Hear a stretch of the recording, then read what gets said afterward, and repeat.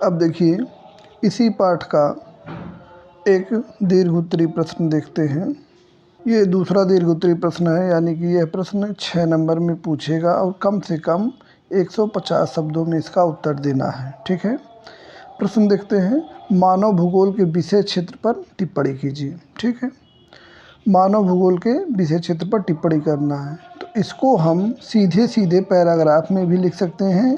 5-6 paragraph बनेगा छोटा छोटा। एक तरीका वो हो सकता है, जिसको देखने में क्या करना पड़ेगा, सभी पैराग्राफ को हमको पढ़ना पड़ेगा। तो हमें 6 में 6 नंबर लाना है तो कुछ अलग करना पड़ेगा। तो अलग क्या करेंगे, उसके लिए हम इस प्रकार का डायग्राम बना सकते हैं कि मानव भूगोल के क्षेत्र, इसको तीर के माध्यम से आप दिखा देंगे। सामाजिक भूगोल, राजनीतिक भूगोल, आर्थिक भूगोल, नगरीय भूगोल, आवास भूगोल और जनसंख्या भूगोल। एक डायग्राम बन गया।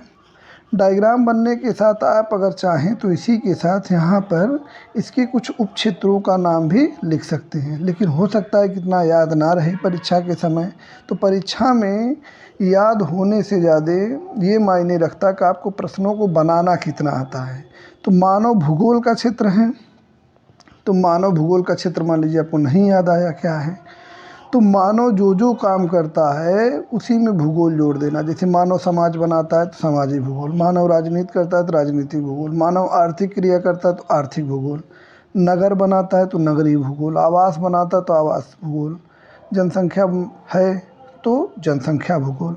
अब सबके बारे में छोटे छोटे पैराग्राफ में अगर हम 5-6 पैराग्राफ लिख देंगे हेडिंग डाल के कुछ इस प्रकार से, तो वह हमारा उत्तर कंप्लीट हो जाएगा। ये पैराग्राफ हो गया। 6 पैराग्राफ लगभग बनेंगे, 6 पैराग्राफ और ये डायग्राम, 6 में 6 मिलना तय है। अब देखिए लिखेंगे क्या, तो लिखेंगे सामाजिक भूगोल में क्या किया जाएगा। सामाजिक भूगोल के अंतर्गत हम मानव समाज का अध्ययन करते हैं कि उसमें जाति, धर्म इत्यादि किस प्रकार से हैं। इसी प्रकार राजनीतिक भूगोल, इसमें फिर लाइन बनाएंगे। बनाना आना चाहिए प्रश्नों को अपने शब्दों में। जब तक प्रश्नों को नहीं लिखेंगे तब तक सभी प्रश्नों को हल कर पाना बहुत कठिन काम होगा। ठीक है, तो बोर्ड परीक्षा की रणनीति के हिसाब से फिर देखिए राजनीतिक भूगोल में बातें हैं क्या लिखेंगे।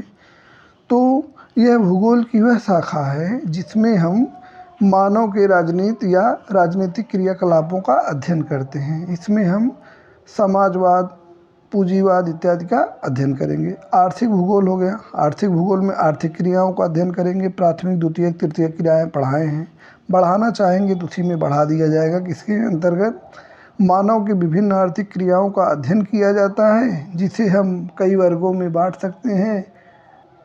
ठीक है, आर्थिक क्रिया इसी प्रकार से हो गया। अब नगरीय भूगोल में क्या करेंगे, नगर के विषय में अध्ययन करते हैं। तो भूगोल की वह क्रिया जिसमें नगर के विषय में अध्ययन किया जाता है। इससे नगरों को जो व्यवस्थित रूप से, व्यवस्थित ढंग से बसाने में मदद मिलेगी। इसका किसी भी प्रश्न में न आए तो उसका लाभ 2-2 लाइन जोड़ देंगे तो सब में 4-4 लाइन हो जाएगा। और 4-4 लाइन का मतलब हो गया 6 हेडिंग है तो 24 लाइन हो गया। लगभग 1.5 पन्ना आपका भर जाएगा। और 1.5 पन्ना भरने का मतलब 150 शब्द से अधिक मान लिया जाएगा और आप 6 में से 6 पा जाएंगे। ठीक है, ये रणनीति ध्यान में रखें।